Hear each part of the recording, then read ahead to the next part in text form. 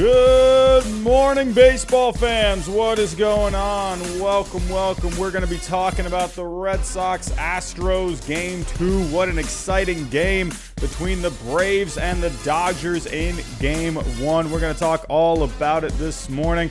What is going on, everyone? How are we doing? Hello. A bit of a slow start to the stream this morning. It's a Sunday morning. I'm imagining you guys are still sleeping. You guys are having breakfast. You guys are going to church, whatever it may be. But here we are, Sunday morning. I did not go live last night. I was working last night. I got to admit, I'm doing Uber on the side right now to try and raise a few extra bucks. And I was on a roll last night, everyone. I could not get off the road last night. We made about $300 in like 7 hours of work yesterday. Like, what the heck is going on? So, yeah, apologies for that last night. But I was listening to the game as I was giving rides to people last night. And, wow. I mean, what a game that was. Austin Riley is just the star of the show for the Atlanta Braves right now. But we're going to break it down. We're going to talk about everything. We're going to break all the games down that happened yesterday, and then we're going to preview the next games coming up. We will have the Braves and the Dodgers tonight. It should be a good game, too, in Atlanta. But before I do get started, as always, if you are new, hit that subscribe button. We're trying to get to 15,000 subscribers by the end of the World Series. It's going to be tough. I think we can do it. I think we can hit 15K by the end of the World Series. It's going to be a bit of a stretch, but if you are new, help us out. Let's get to 15K. Hit that like button for me, especially in a early morning stream like this. It might be tough for this one to get out there to people, especially with not too many of you coming in so far. But hit that like button for me. Hit the bell button so you get notified of all of the post-game wrap-ups. Anytime I do a watch party, I'm going to be trying to do some more watch parties this coming week. And if you can, share the stream to whoever may want to listen in on some baseball. Hey, best friend, dad, mom, grandma, whoever it may be, have them come on in. And also, everyone, just letting you know, we have memberships on the channel now. For just 99 cents a month, you get badges, emojis. We get Q&As for future live shows. You get access to a private Discord, which I will say we're starting to get a few of the members in there now. We're starting to kind of get them all in there, and I'm gonna be honest. It's pretty cool talking with you guys throughout the day. The advantage of being able to have access to a Discord and a Reddit that I will be making, or a subreddit that I will be making in the future, is you can talk baseball throughout the day with people in this community. So really enjoying that so far. Yeah, so 99 cents a month for a membership on the channel. Also, we're partners with Dr. Squatch Soap Company. If you want to smell pretty good, go take a look at the description below. You get 10% off your first order with Dr. Squatch. I use Dr. Squatch every single morning. It is wonderful. And yeah, but that is all there is to that. Alrighty, everyone. So let's just get right into everything. I'm not going to waste any more time. But let's start off with the Dodgers and the Braves. Let me actually just get a little bit of music going for you guys. Got to set the mood a little bit. Hope everyone's having a good Sunday morning. I'm seeing 40 people in the chat now.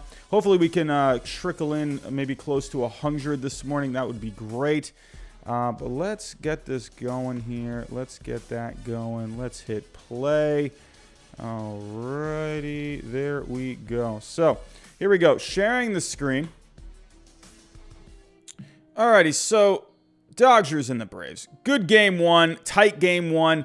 I mean, overall, hey, this is the Austin Riley show. Austin Riley has just been awesome.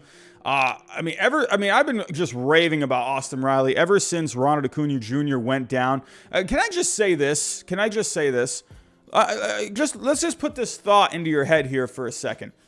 Let's just say the Braves win it all this year. Let's say they get 3 more wins against the Dodgers. They get 4 wins in the World Series.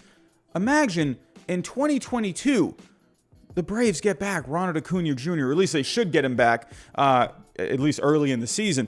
Can you imagine that lineup? Especially with how Austin Riley has just turned it on this year. Oh, that lineup. And if you get Freddie Freeman back next year, that lineup, just the thought of that lineup, that's deadly. But Austin Riley, He's been having an exceptional postseason, hitting .368 this postseason, a couple of home runs, a big one yesterday in a low-scoring game. It was the Austin Riley show, like I said. But let's kind of just break this down from the beginning. So it all got started. The Dodgers went with Corey Knebel, and they did that in Game 5 against the Giants, and by the skin of their teeth, it worked out for him in Game 5 against the Giants. That was going to be a tough game no matter who they threw, but the fact that they went with a gutsy call like that, I mean, really, they didn't have many other options anyway, but going with a Corey Knebel again in Game 1, I was kind of wondering how this was going to turn out. Again, not really many other possibilities. The Dodgers really had a tough series with the Giants, as we all saw. Not a lot of options. This is kind of really the no-brainer kind of a move to go with an opener. This time, it didn't work out so much. The wild pitch early from Corey Knebel, able to get the Braves' first run across the board. And it just kind of felt like, I remember just listening to that game. I was giving a ride to someone. I had to go do like a 45-minute ride last night. I ended up making a pretty good amount of money from that one. But as I was listening to that, I'm thinking, man, the Dodgers, I wonder if that's going to be kind of this game for this Dodgers team, kind of, a little loopy after that 5-game series with the Giants. You got to remember, they only had one day off. So, pretty, I bet these guys are a little tired right now. So that's kind of how I felt. As soon as that happened, I was like, I wonder if, this Dodgers team, they're going to have a pretty rough time tonight. They were able to kind of get it straightened out there. Will Smith, after that mishap, had the big home run. Will Smith, hey, I like Will Smith a lot, but his defense so far in this postseason, it's been a little suspect. He's had a couple of pass balls. Go back to the Cardinals game. He had a pass ball there. Corey Knebel's not helping out really either, throwing a wild pitch. But, Will Smith, it's been a couple of times now where he's had a pass ball and a run is scored. So, but he was able to answer back with a home run. So the one thing with Will Smith is, you can count on him with the bat. In this postseason so far, hitting .280, he's got 3 home runs this postseason. Will Smith, I love me some Will Smith, but that defense really needs to kind of get tightened up a little bit with Will Smith. So, but then, like I said, Austin Riley show. This guy's been fantastic. I love me some Austin Riley. I hope he gets some MVP votes. I really think he deserves it. Austin Riley really coming through. And then, hey, end of the game, that's where Austin Riley, was able to come up big, get the walk-off win for the Braves in the end. But let's go back here. Austin Riley in the 4th inning, with the Dodgers, you gotta be, when their starting pitching staff is so spent. Samuel Rosario, thank you for subscribing, really appreciate that. But this starting pitching staff, it's spent. They got a lot of guys that are just have been used, especially in a tough Giants series. Tony Gonzales is a guy where you got to be able to have this guy come in, and he's got to get this done. And the fact, and also, can I just say this? Tony Gonzales, this guy has got like cat shoes or something. He's got like cat fur on his shoes. I mean, you know what? He deserved to get a home run hit off him. I hate cats. I'm sorry if you're a cat lover out there, but come on. I just love me a good dog. What can I say? But I don't know. I've never had a good experience with a cat. I'm also allergic to cats. Anytime I'm around a cat, I just sneeze and cough, and I'm basically just dying when I'm around a cat. I hate cats. I've seen some nice cats, though. I'll say there are some nice ones out there. But I was over a friend's house one time. I was sitting on the couch, and this cat, he had like the most evil cat. This thing jumped up from behind me as I'm sitting on the couch, and this thing like clawed the back of my head and my neck, and it was so painful. I hate cats. So Tony Gonzales, you deserve that home run. Anyway, but this is a guy where you would like for Tony Gonzales. He was used mostly as a starter this year, but only to come in for an inning and 2/3. This is a guy where you would hope he could give you something. Excuse my giraffe neck, Robbie, but someone like a Nick Pivetta where he could come in 4 innings, or like Tanner Houck coming in for 5 innings. You would think hope for Tony Gonzales come in, give you at least like a few innings out of that bullpen, and just ineffective. Tony Gonzales in a short. In a low-scoring game like this, you gotta get a little more out of him, So We'll have to see how he's utilized throughout the rest of the series. But as we can see here, this Dodgers bullpen just heavily used. So we'll talk about that here in a second when we go to game 2. But the Dodgers, like I said, this is a low-scoring game. Hey, only 1 for 4 in last night's game with runners in scoring position. 11 guys left on base. The Dodgers really had their chances last night, and especially in the 9th inning there. Chris Taylor, I love me some Chris Taylor. Big home run against the Cardinals in that wild card game. But man, oh man, it's postseason baseball. I love me some aggressiveness on the bases, but man, when you're just getting caught in a rundown like that in a high leverage situation, it's not a good look. It's not a good look. And, I don't know. I just feel like this Dodgers team, they're just loopy. They're just pressing. And they just a mishap. A mishap right there in the end. Chris Taylor, though, the Dodgers had opportunities in this game. They had some guys in scoring position. They weren't able to come through. In a low-scoring game like this, it's, you got to take advantage of those opportunities. But let's talk about the Braves here. I feel like I'm talking about the Dodgers so much here, but the Braves, hey, this Braves team, even though these guys had a total of 14 strikeouts, they were able to come through in this game with guys like Freddie Freeman 0 for 4 on the night, Duvall 0 for 3. Swanson 0 for 3. Not really too much going on with the Atlanta Braves. Luckily, Austin Riley really stepping up in a big way. Ozzie Albies had himself a really nice game. That stolen base was really able to help with the Braves there.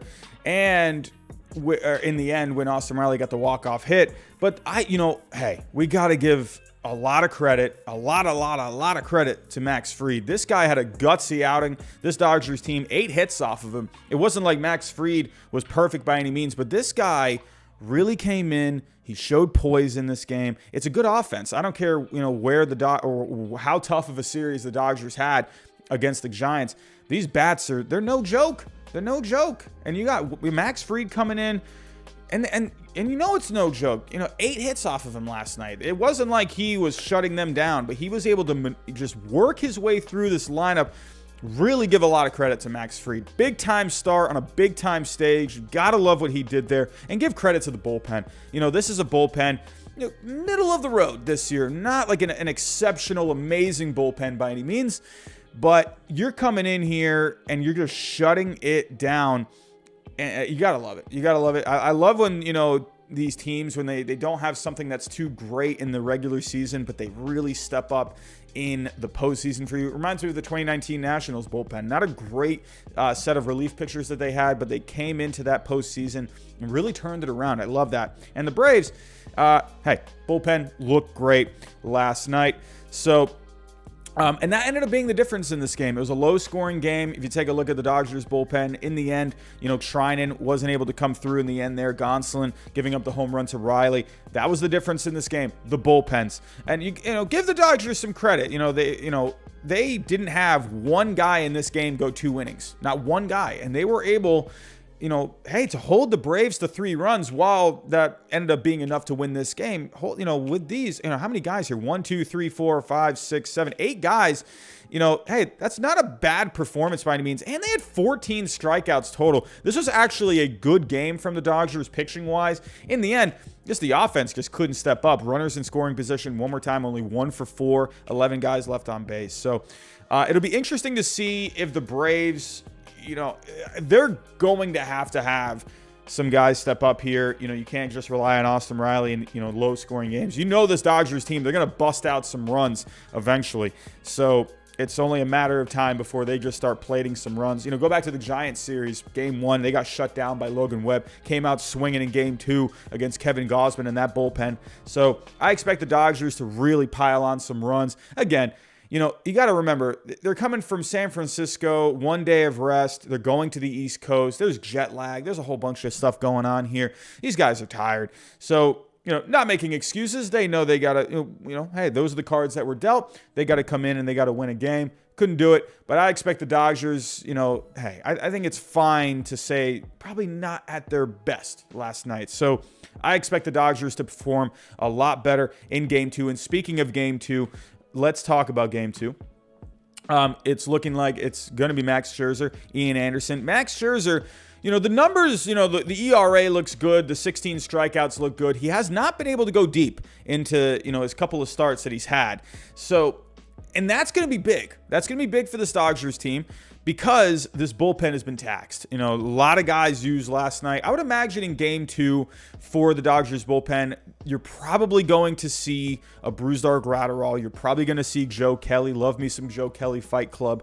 But they're going to need Scherzer to go 5. They're going to need that, at least 5. So that's going to be a big question in this game because it's going to really, dictate what's going to happen with this pitching going forward. So I know it's the postseason. I know it's all hands on deck. I know this is the time where you're going to have guys really, step up. Even, arms are tired. You got to come through in some way or form.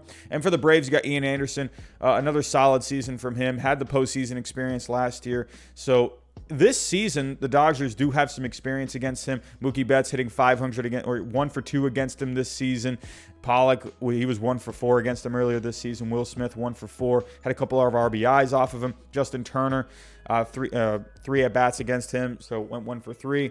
But I expect the Dodgers to really come out swinging in this game. I think they're going to try and take advantage of Ian Anderson. They're going to have to because they really need to give Scherzer some run support early. I wouldn't be surprised to see the Dodgers, take a 2-3-0 lead in the first inning. That's kind of what I'm thinking. I think in the end tonight, I think the Dodgers, they're going to get some run support. Scherzer, I expect he's going to step up in a big way for them.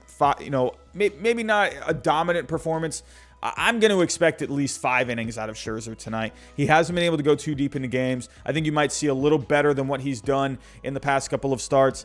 We'll have to wait and see what ends up happening. But that's what I'm seeing for the Dodgers and the Braves. So everyone in the chat, let me know who do you think takes game 2 in this game tonight for the Dodgers and the Braves. Who do you got? You got Dodgers tying it up 1-1, or you got the Braves taking a 2-0 series lead. Let me know in the chat. What are you thinking here? We got 71 people in the chat. A lot of familiar faces. What is going on? I'm seeing a couple of members. Jameson Meza is here. I'm seeing the moderators. William Fulgham, Chris Rodriguez. Hello, Andrew Lee. Kira Owens. What's going on? Colt is here. What's going on? How are we doing? A lot of familiar faces here. Everyone, thank you for coming out. So we're seeing some Dodgers picks here. Actually seeing a lot of Braves. It's funny. It kind of dawned on me. I didn't realize this. I don't know why I didn't realize it, but the Braves have home field advantage in this series because they have the higher seed. It's funny how the Dodgers, you win 106 games, and you're having to go on the road here. So pretty funny how that works out, right? Braves only get, 88 wins on the season, and they're the ones that have the home field advantage. So... But we'll have to wait and see. Ethan, what's going on, my friend? Welcome. Happy Sunday. But, so yeah, for the game tonight, Max Scherzer's a big key.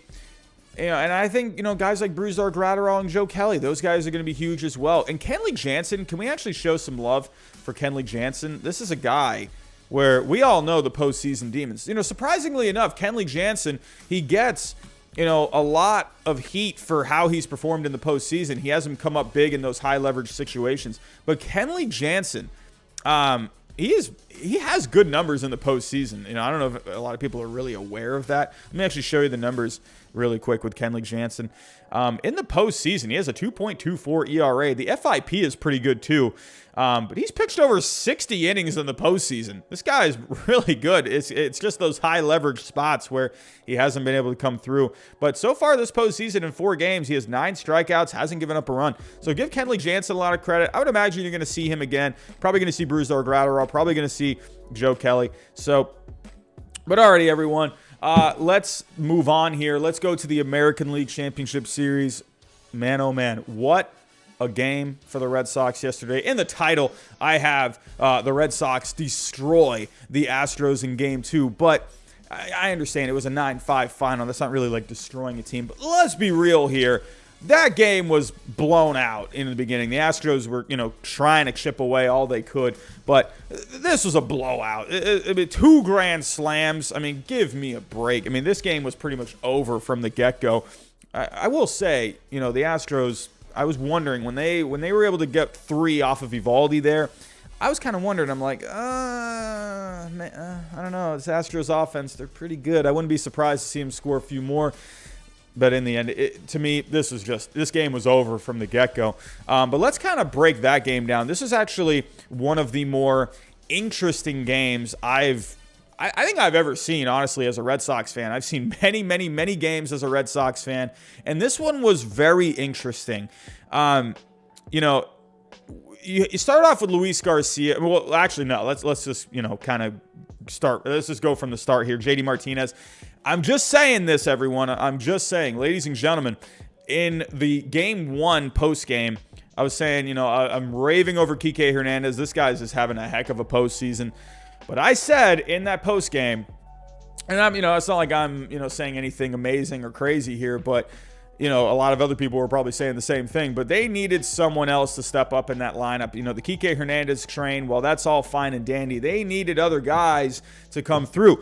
JD Martinez, Kyle Schwarber, Xander Bogaerts, they were pretty quiet in game one. And Rafael Devers, he did have the grand slam here last night, but, he actually had a pretty decent game one overall. He went 2 for 4 in game one. But JD Martinez, Rafael Devers, just huge. But let's start off JD Martinez in the first inning. Like I said, I said they needed guys to step up, and JD Martinez really came through in a big spot there. That's what the Red Sox really needed. I said that as well in the game one post game. They needed to come out swinging against a Luis Garcia, and they did exactly that. If we actually go just back to that first inning, Kyle Schwarber got it started right off the bat. To me, I like this lineup better when Kyle Schwarber is leading off. Kyle Schwarber could go 0 for 4 in the leadoff spot, but I still like this lineup better. I don't know what it is. The lineup just does better overall when Kyle Schwarber is leading off. So in the end, these guys, they were just banging in just hits and runs all over the place. But yeah, I like Kyle Schwarber in that leadoff spot. I would like for him to stay there. Every time they've had Kike Hernandez lead off, so if you go back to game one, Kike Hernandez led off, and while he had a great game, a Red Sox loss. Go back to game one against the Rays, led off, that was a loss. Every time they've had Schwarber lead off, they've won. So I'm just saying, keep Kyle Schwarber in the leadoff spot. Stop putting Kike Hernandez in the leadoff spot. Schwarber is the guy for the leadoff spot. But then he doubled, got it started right away. Devers had the walk. Verdugo had the walk, and then JD Martinez just coming through in a huge way. 4-0 right off the bat. But then the interesting thing happened. If we go to the second inning, Luis Garcia had to come out of the game with some knee discomfort. This was really interesting. Kevin Plawecki, after the walk, Luis Garcia had to come out of the game. But this was really interesting, and this was kind of the talk of the town, where you had all these national MLB experts, writers out there saying, oh, this is horrible for the game of baseball. They need to do something about this. Here's my opinion on this, right? Luis Garcia had to come out of the game. So the rule is whoever comes in, they get an unlimited amount of time. So I can understand why people are just, their minds are just exploding over that, because Jake Odorizzi, usually it's not a problem. Usually it's not anything. Maybe it takes a little longer for a guy to warm up, but Jake Odorizzi really took his time, and I'm going to say it, rightfully so. Jake Odorizzi, this is a guy, he's a starter. He's had injury problems in the past. He's had arm problems in the past. The guy's going to do his thing to warm up. You have to remember here. I understand. You want games to be shorter. You want them to move along quicker, especially in a game with the Red Sox and Astros with these deep lineups. I wouldn't have been surprised if this game ended up going 7 innings. Luckily, it kind of moved along a little quicker in the end. But Jake Odorizzi, he should have taken all the time he needed. This is a guy, he's had his problems in the past, arm problems. He is going to warm up the way he feels is right for his body and for his health. You can't just jump in there. You're not a guy that's used to coming out of the bullpen. You're a guy that's used to, having time to warm up. And I'm pretty sure, if Jake Odorizzi were to come in this game in a normal way, he would have warmed up the same exact way out in the bullpen. He would have warmed up very early. So But they were, it was looking like Jake Odorizzi was going to get a start in this series, but that's the way it turned out. I'm not mad about Jake Odorizzi taking his time. I tweeted out last night, hey, go make yourself a sandwich. This is going to take a little while. But, I'm just sick of these guys like, Dan Shaughnessy, and just all these MLB writers out there. They're just trying to get clicks, and they're just trying to get an emotional reaction out of people. Like, oh, this is just bad for the game of baseball. Do you know how many tweets I saw last night of just people saying like, oh my God, it's already been like an hour and a half or something like that, and it's only the second inning or whatever. It's like, give me a break. It's like, Jake Odorizzi, come on, any starter for that matter, take your time, do what you need to do. It's your body, it's your health. You warm up the way you want to warm up. And I'm just sick of these baseball writers out there. They just try to take advantage of this kind of stuff. They try to just get clicks, and they just try to get likes on their tweets, and it's just annoying. I don't know, especially for a guy that's had arm issues in the past. Give him all the time he needs, and he knows he's not, and in a way also it's kind of smart. I ended up not really working out in their favor. It was kind of a smart move. Hey, you take it, you guys just lost your, they didn't want Luis Garcia to come out of this game, obviously. But hey, they're going to, milk it. Because if it's your team, you're going to feel the exact same way. You got the Red Sox offense who just came out firing in that first inning there. JD Martinez with a grand slam. They were looking good. Hey, cool them off a little bit. Ice them. It's like icing the kicker, when, an NFL coach calls a timeout right when he's about to kick. So it's kind of like they were trying to ice the Red Sox a little bit. I mean, hey, smart move. I was all about it. I liked it. So that's where I was at with that, especially with the bats. And Nathan Eovaldi too. Hey, making him sit down a little while. I liked the move. I thought it was a good move. I wasn't mad at it. And there was just a lot of these, writers out there. They're just tweeting out like, this is just horrible for the game. This is just a travesty. It's like, get out of here. Go back to bed. Go make a sandwich. Anyway, but in the end, the Red Sox, they were just firing here. The Astros were making some noise. Kyle Tucker, this is a guy I said that he needed to, step it up a little bit in this game. He was able to get the RBI double. Yuli Gurriel, love me some Yuli Gurriel, man. This guy can just hit. He was able to drive in a couple there. Had a home run later on in the ninth inning. And hey, the Astros are making some noise, and I think that's actually a good thing for the Astros overall. The bats are still going. They lost this game. It ended up being closer than what it looked. To me, to this Red Sox team, they just blew it out there. I mean, it was just over from the start. But it was nice to see the Astros keep swinging, trying to keep the pressure on. And it felt like, hey, at times when they were able to score a few there in the fourth, you still had a lot of baseball at that point. So I liked that for the Astros, honestly. I liked that they were still trying to just play their game, still trying to just do what they were doing, no matter what the score was. So where the Red Sox and the Astros in this series, where this is going to be really interesting. The Astros, okay, so now with the Red Sox and the Astros, it's a 1-1 tie. So this is interesting because right now, and I'm not trying to sound biased. I think I'm just trying to be realistic here. You guys know me. I've always been right down the middle. So whatever, call me Giraffe Neck Robbie if you want, but you gotta give the edge here to the Red Sox, and hopefully I'm not jinxing my team, knock on wood.